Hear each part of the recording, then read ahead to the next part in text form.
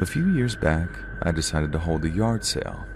My garage was overflowing with junk, old furniture, boxes of books, clothes that didn't fit anymore.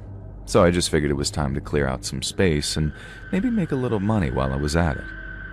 And by 10 a.m. on Sunday morning, my driveway was packed with tables covered in stuff that I thought that I might sell. Neighbors came and went, poking around, asking prices. Some haggled, some just handed over crumpled bills, but for the most part, they smiled politely and made a little small talk and then moved on. And by mid-morning, strangers were starting to notice the sale as they were walking or driving by.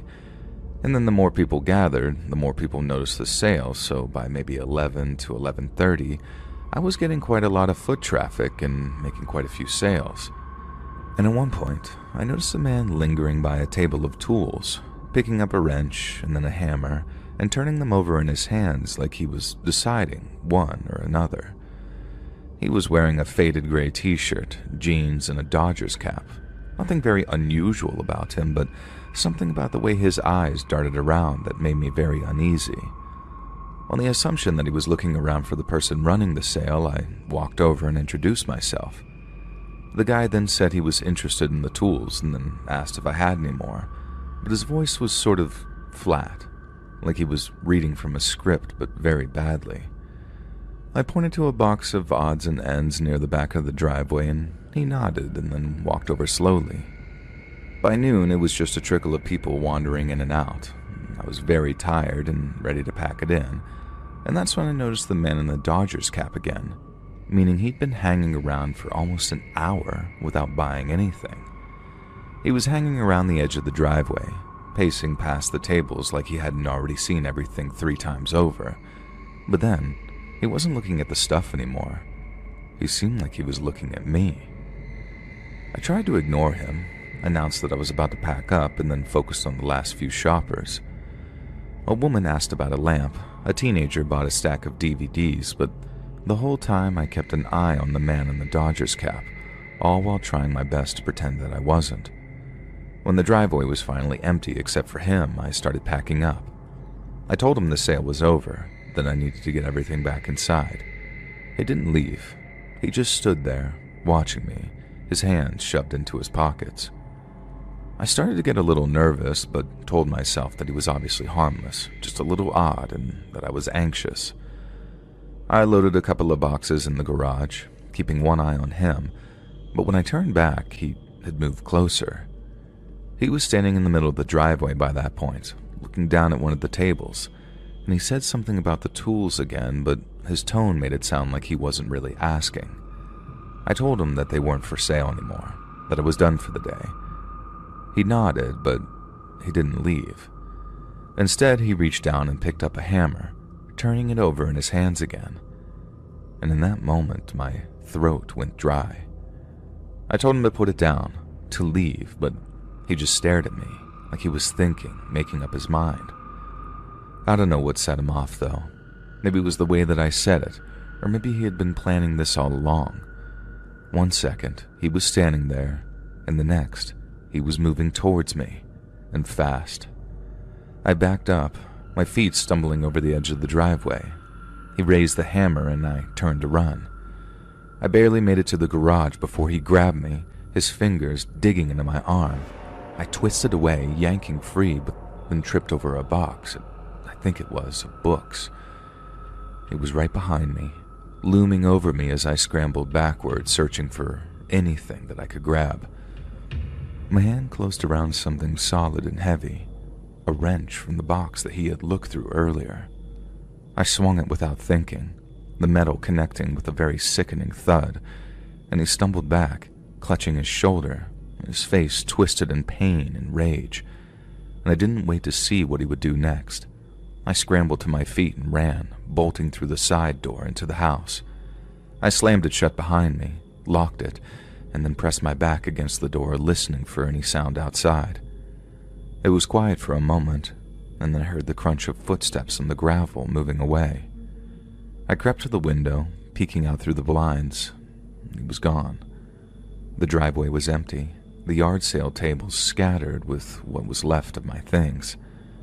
I called the police, my voice shaking as I explained what had happened, and to my relief they arrived quicker than I thought they would.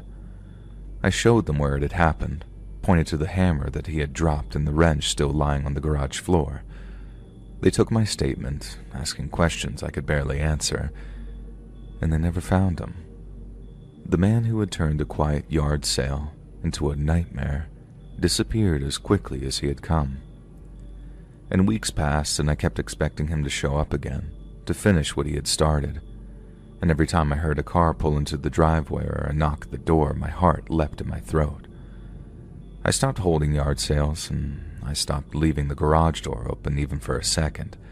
I watched for strangers more closely, my mind replaying the way his eyes had lingered on me, the way his hand had tightened around that hammer, and I couldn't shake the feeling that he was still out there and that one day he might return. The police told me to stay vigilant, to report anything suspicious, but there was nothing to report, just an empty driveway and the memory of his shadow stretching across the pavement. The stuff I hadn't sold that day stayed in the garage, just gathering dust, I guess, and I couldn't bring myself to touch it, to move it, or to go near the spot where it had happened. Now, it might sound pathetic, but some nights I dream about him. I see him standing at the edge of the driveway, his hands in his pockets, his eyes fixed on me. And then I wake up, and I wake up drenched in sweat. The yard sale was supposed to be a simple way to clear out the clutter, to make some extra cash, and instead, it left me with a story to send to you that I'll never forget. A scar that's invisible, but is always there. I don't know if they'll ever catch him, or if he's still out there looking for his next target. All I know is that I'll never feel safe, truly safe, in my own home again.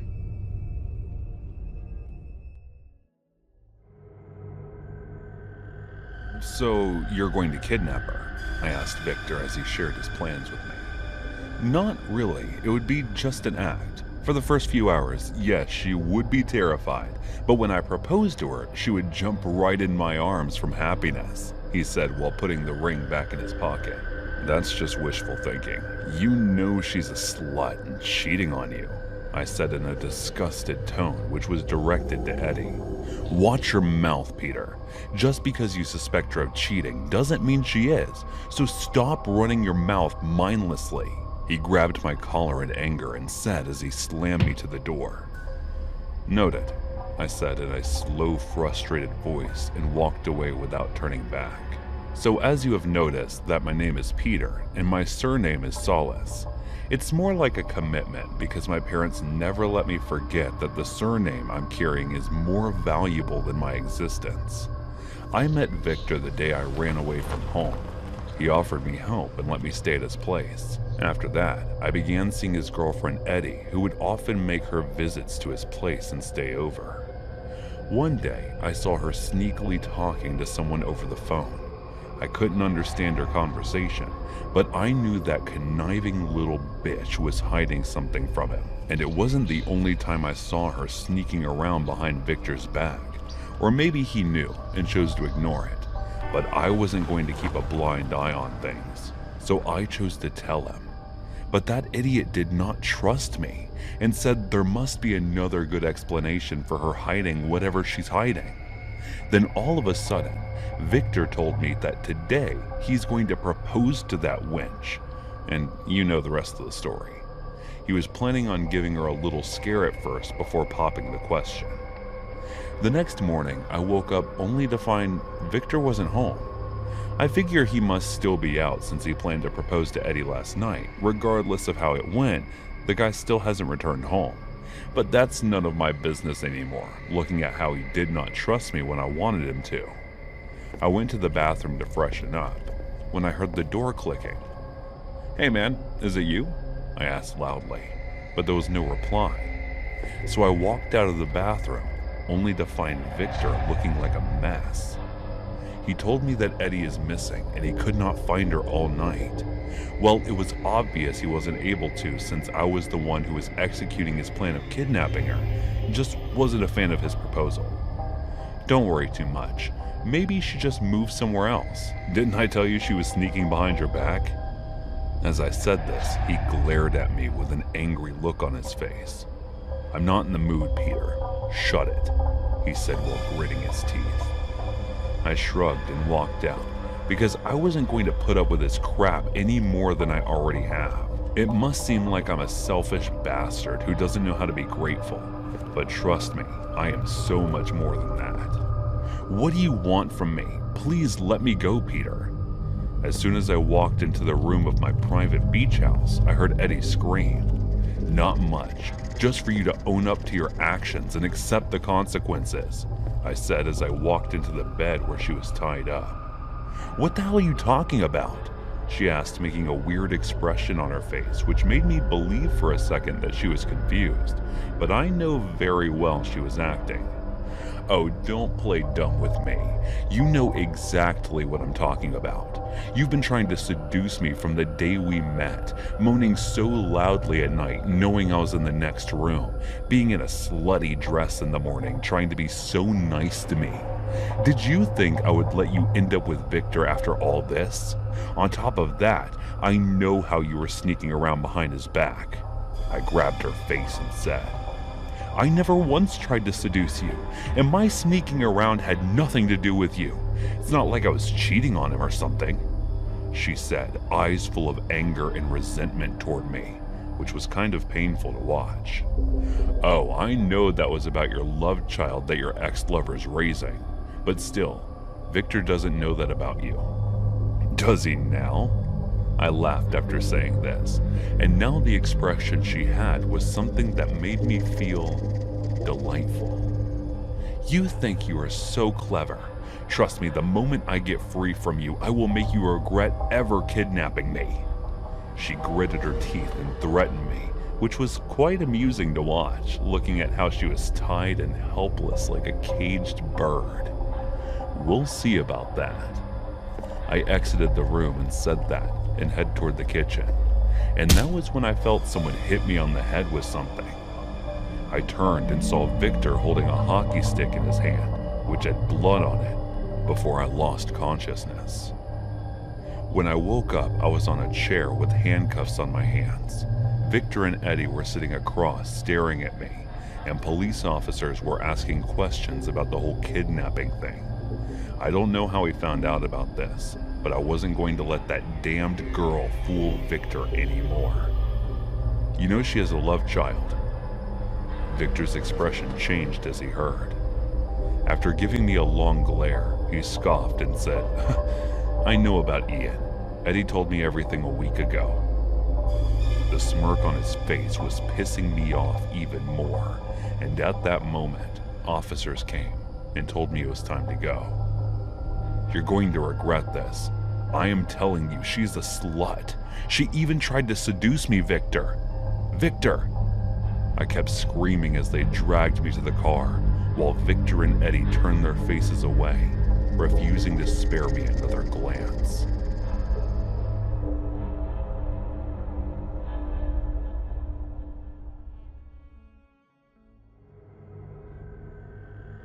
The word remorse is alien to me, and I've been like this for quite a long time, but I never felt like there was something wrong with me.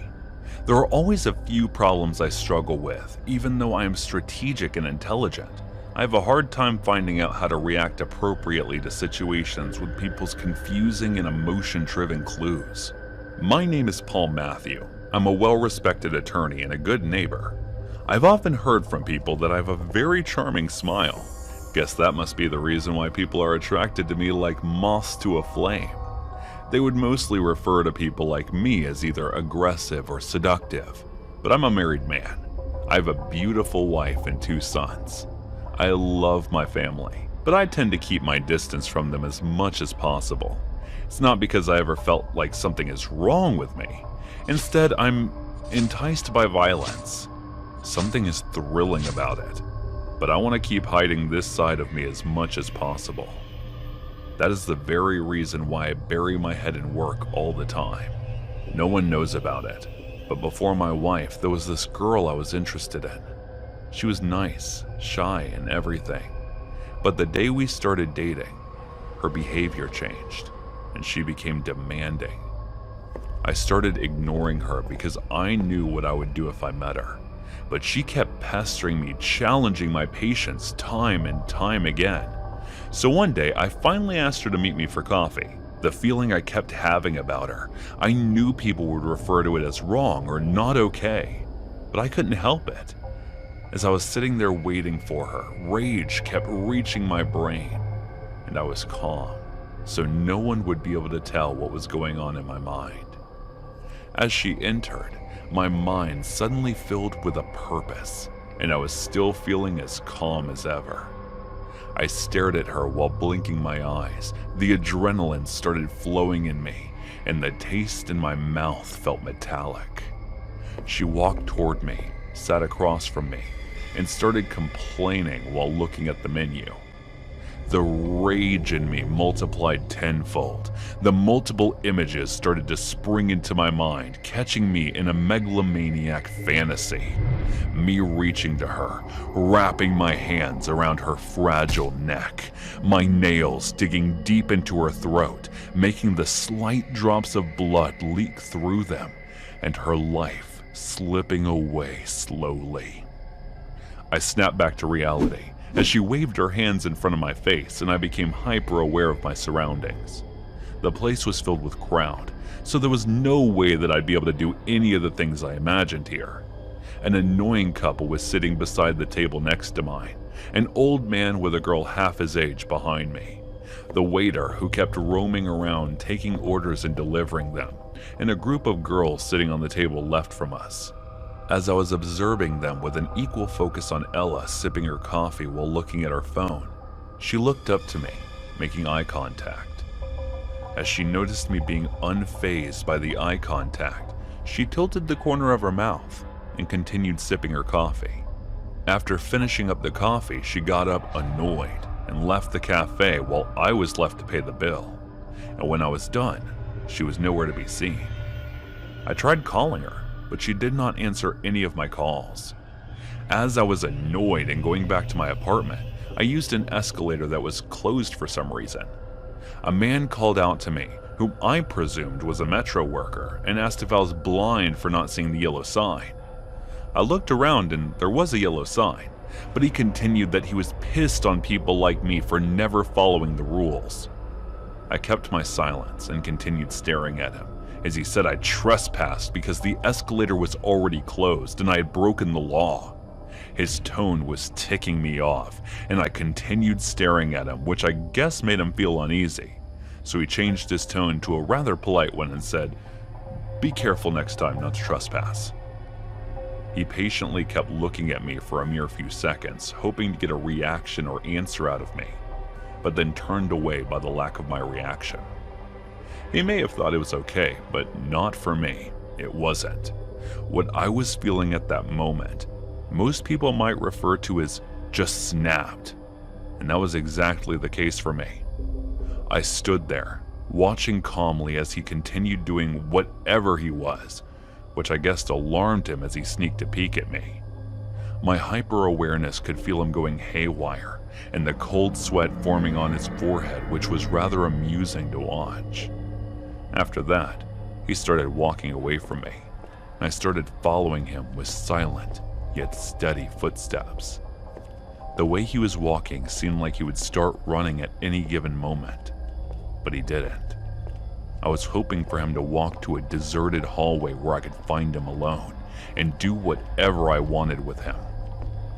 As I followed him, I was feeling so focused on every action that he was making, I didn't realize when a smirk formed its way to my lips. But then he walked out of the building to the crowded area, making me feel even more annoyed. I didn't give up following him. Instead, I made our distance to the point where he would not be able to notice me anymore. As he was walking forward, continuously looking left and right with unease, thinking I was still following him, he went into a supermarket. I followed him there as well, but it didn't matter. I lost sight of him. I spent a few more minutes looking for him, but when I couldn't find him, I found an exit. I walked back to my apartment building thinking about how I failed twice today into teaching those people the lesson they deserved. As I was walking inside the apartment building, my gaze went to the elevator, and a smile found its way onto my lips. As I climbed the stairs to my apartment, I thought there was no way I was going to let them go so easily, as I already knew where to find them. Hey guys, thanks so much for all the support. If you haven't subscribed to the channel yet, please feel free to do so. Zachary Latham and his neighbors, the Durham family, did not get along.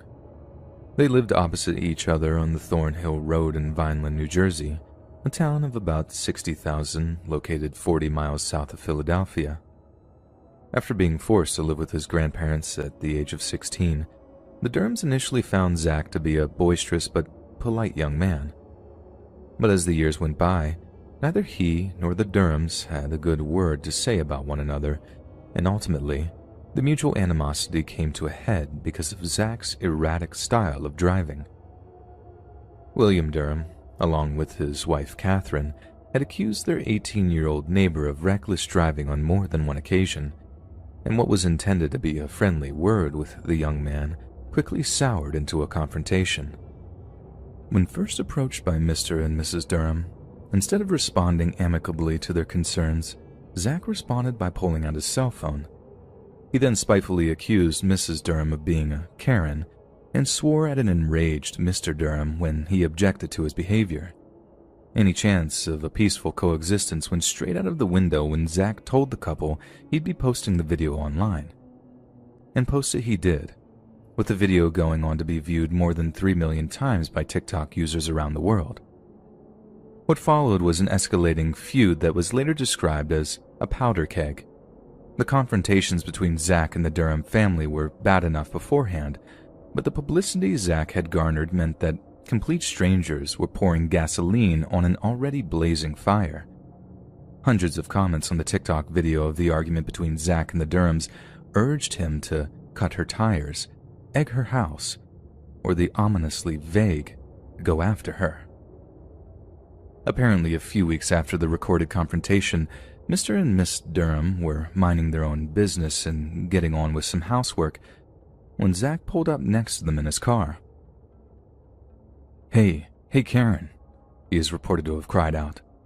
"We went viral, Karen. I made you famous." The exposure had a terrible effect on the Durhams' mental health and were even recognized around their New Jersey hometown, much to their chagrin. They sought out an injunction against the video, but were told by the police that they could not sign a complaint against Mr. Latham since the courts were closed because of the coronavirus pandemic. Then, on May 4th of 2020, Mr. and Mrs. Durham returned home from some grocery shopping to discover that Zach Latham had deliberately swerved his pickup truck at their son, who was out in the street riding his bicycle. Mr. Durham was furious. Humiliating him and his wife with online videos was one thing, but to threaten his son's safety was another thing entirely. He marched out of his house, got into his truck, and parked it right behind Zach's own vehicle, blocking him into his own driveway. And on that occasion, it was Zach's wife who was filming the exchange when he walked out of his home to confront Mr. Durham. Both were absolutely livid as they demanded to know what Zach was thinking when he nearly hit their boy. But Zach was in no mood to talk. He told the couple that they had better back up because they were not going to like what's coming out, referring to something he had inside his house. When Mr. Durham got a little too close to Zach, he threw a punch. It missed, but it was enough to have the Durhams' 2 teenage sons stepping in to try to defend their father. It was then that Zach grabbed a stun gun and knife from under the driver's seat of his truck, firing the taser at the 2 boys after swinging at them with the knife. Mr. Durham then grabbed Zach in a misguided attempt to disarm him, who was lithe and fast enough to shake the older man off before slashing his right arm with the knife. With Mr. Durham bleeding profusely from the knife wound, Zach attempted to retreat into his garage, but the red mist had descended on his older neighbor, with Mr. Durham following him into the garage, cursing up a storm and promising to kill him. A courtroom later heard that a brief but violent melee then ensued, one in which Durham was repeatedly shocked with a taser. Zach's young wife begged him to drop the knife, but despite her pleading, Zach plunged the tip of the knife into an area just below Mr. Durham's armpit, a stab wound which punctured his lung and caused it to fill with blood. The 51-year-old correctional officer died that night, with Zach being arrested at his grandparents' home just hours later. During his trial for murder, the prosecution was particularly interested in why Zach's wife had been so quick to pull out her phone to record the confrontation. And throughout hours of questioning and evidence examination, it was determined that Zach and his wife had frequently discussed the idea of recording another viral confrontation with the Durhams, one that would grow their already sizable TikTok following, and the one that could make them some money. In a phrase, the court established that Zach had manufactured the confrontation so he could become TikTok famous. If Latham was in fear for his or Sarah's safety, they both would have retreated inside, called police, and stayed there, the prosecuting attorney stated. They did not because their intent was to lure the Durhams there, attack them, and record it for TikTok. But Zachary's defense attorney painted a very different picture of the night's events, insisting that it was in fact his client that was the victim in the situation, given that the Durhams had ventured onto his property to instigate violence. A recording of his 911 call was played to the court, and this is what they heard. "Yeah, I need the cops out here. There's blood all over the place. I just got assaulted and jumped. I got beat up really bad and I have blood all over me. They came with trucks, came on my property with guns, and then when I fought them off, they drove away." It was a strong argument, but one that paled in comparison to the prosecution's own, which was ironically fueled by Zach's own actions. Since his arrest, Zach wasted no opportunity to grow his TikTok following by talking about the incident in broadcast to his thousands of followers. In the videos, he professes his innocence and insists that the killing was nothing but self-defense, arguing that he was merely a young man defending the home of his grandparents from armed intruders. But there was a distinctly darker side to the videos too, as Zach seemed content to whip up a frenzy of malcontent to direct at the Durhams and their friends.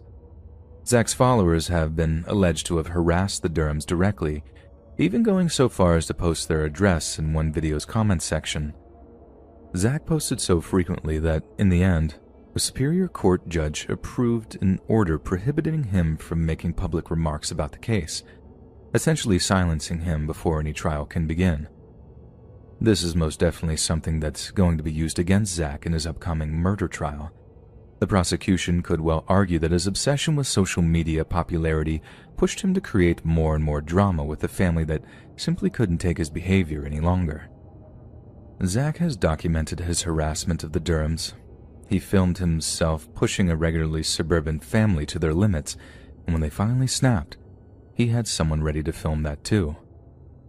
It seems that Zach is a young man with a very troubling upbringing, which included a juvenile criminal history and a penchant for violence. Whether or not you believe that Zach was just defending himself, or that he manufactured the confrontation, he has most certainly used his notoriety to foster a larger TikTok following, and that is something that is going to reflect very badly on him during his trial. Some people will do anything to be famous, but whether or not Zach killed a father of two over something as fickle as fame is something only a jury can now decide. I am currently at a college in Boston and have an apartment in the North End with my buddy. We're both 21-year-old males. My girlfriend came up to the weekend to visit, and we were doing our normal weekend thing and drinking and just hanging out. My roommate convinced us to watch Green Inferno because it just made its way to Netflix, and I've been meaning to watch it. Horribly messed up movie, but pretty good if you like a gruesome horror flick and don't mind bad acting 3/4 of the way through the movie. I kept hearing this banging noise coming from what sounded like inside our building. At first, I ignored it, thinking I was just hearing things, or it was the noise from the busy main street that our apartment building is on. But after a few times, I thought I heard a girl scream. I paused the movie and asked my roommate and girlfriend if they heard it, and they both did. We shrugged it off as random kids getting drunk. I had it twice or more, and it wasn't sitting right with me. So I paused it and said to my roommate, Let's just take a walk down the stairs and check the holes. We left our place on the 4th floor and headed towards the stairs, where we saw a man who looked to be in his mid to late 20s sitting on the stairs outside an apartment. And he looked like he was a mess. We asked him if this was his place, and he kind of said yes, but not definitely, and sounded a bit drunk. We had no reason not to believe him, so we went back to our room. But right when we got back, I remember that the only people that lived in that unit were 2 or 3 girls, and my one roommate agreed. We decided to head back out there, and at this point, my girlfriend was freaked out. We approached him again and asked him if he was sure this was his place. He stood up and said yes, and proceeded to aggressively bang on the door multiple times. When he stood up, I immediately noticed the poop stains on his white jeans and pointed it out to my roommate. We are both in-shape guys, and realized right away, if anything needed to happen, we could easily take this guy on. At this point, we both said that we think we should leave because it clearly wasn't his abode. I mean, the dude crapped himself. He looked at us back to the door, where he tried 5 different keys on the lock. Obviously, none of them worked. So we again firmly told him to leave the building. The whole time, he really didn't argue with us and never gave us a firm answer, further proving our point that he was messed up and didn't belong here. At this point, something must have clicked in his head. He started heading down the stairs with us closely in turn, making sure we left while plugging our noses and gagging on the stench of his crapped hands. When we were inside of the landing at the base of the stairs, the sight we saw made our stomachs drop. We saw a phone with a bunch on the top shelf that sits there, a hoodie strolling across the floor with a mask a few feet away, a satchel-looking like bag even further away, and a package that I had seen in the lobby earlier.